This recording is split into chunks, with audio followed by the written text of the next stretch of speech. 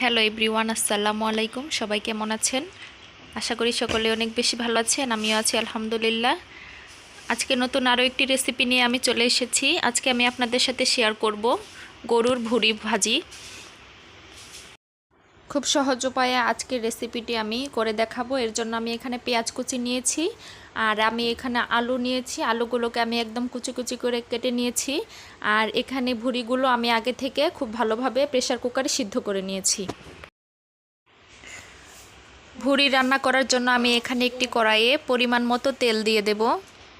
এবার তেলটাকে আমি বেশ কিছুক্ষণ গরম হতে দেব। যাই হোক, তেলটা গরম হয়ে গেলে আমি এর মধ্যে জিরে দিয়ে দেব, আর এখানে আমি পেঁয়াজ কুচি দিয়ে দেব। আমি বেশ কিছুটা পেঁয়াজ কুচি দিয়ে দিলাম। এই তো পেঁয়াজ কুচিটা দিয়ে আমি খুব ভালোভাবে নেড়ে চেড়ে নেব।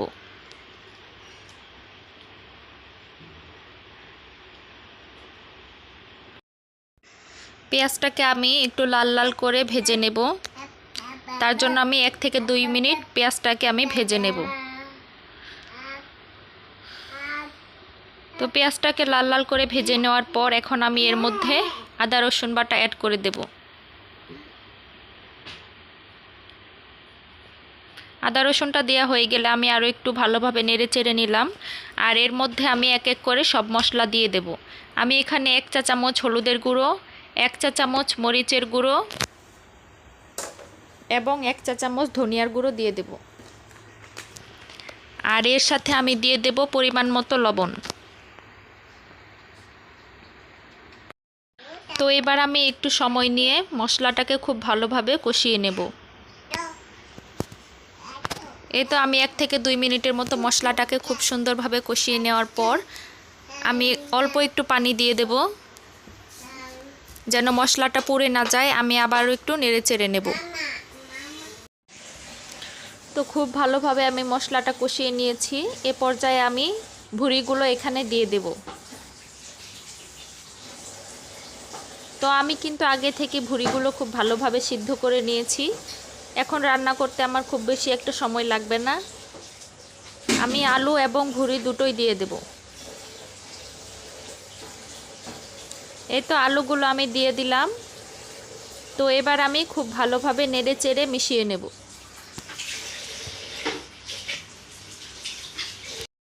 তো আমি যেহেতু গরুর ভুঁড়িটা আগে থেকে খুব ভালোভাবে সিদ্ধ করে নিয়েছি, তাই আমি আর এখানে খুব বেশি একটা পানি দেব না। আমি এই পানিতেই ভুঁড়িটা খুব ভালোভাবে রান্না করে নেব। তো এ পর্যায়ে আমি ঢাকনা দিয়ে ঢেকে রান্না করতে থাকব। তো প্রায় 6 থেকে 7 মিনিট পর আবার ঢাকনাটা খুলে নিলাম।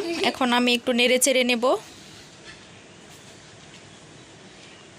তো এখন অল্প কিছুটা পানি রয়ে গেছে, এটাও আমি শুকিয়ে নেব। এটা একদমই ভাজা ভাজা করে ফেলবো। এই তো আমি আরও 4 থেকে 5 মিনিটের মতো ভুঁড়িটাকে রান্না করে নিয়েছি। এ পর্যায়ে ভুঁড়িতে কোনো প্রকার পানি নেই, সব পানি শুকিয়ে গিয়েছে। তো এটাকে আমি আরও 4 থেকে 5 মিনিটের মতো খুব ভালোভাবে নেড়ে চেড়ে ভেজে নেব।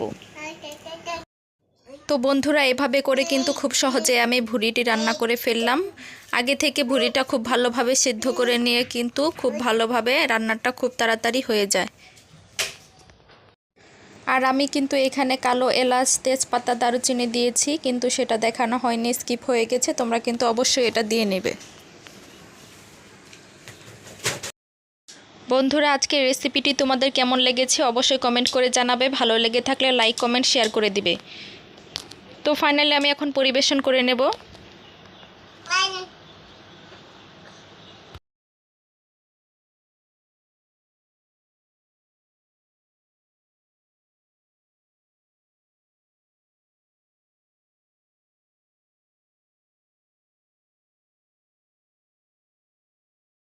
তো ফ্রেন্ডস, ফাইনালি আমি পরিবেশন করে নিয়েছি। আজকের রেসিপিটি তোমাদের কেমন লেগেছে অবশ্যই কমেন্ট করে জানিও।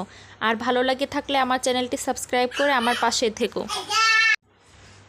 সবাই ভালো থেকো। আজকের মতো এ পর্যন্তই। দেখা হবে নতুন আরও একটি রেসিপি নিয়ে। আল্লাহ হাফেজ।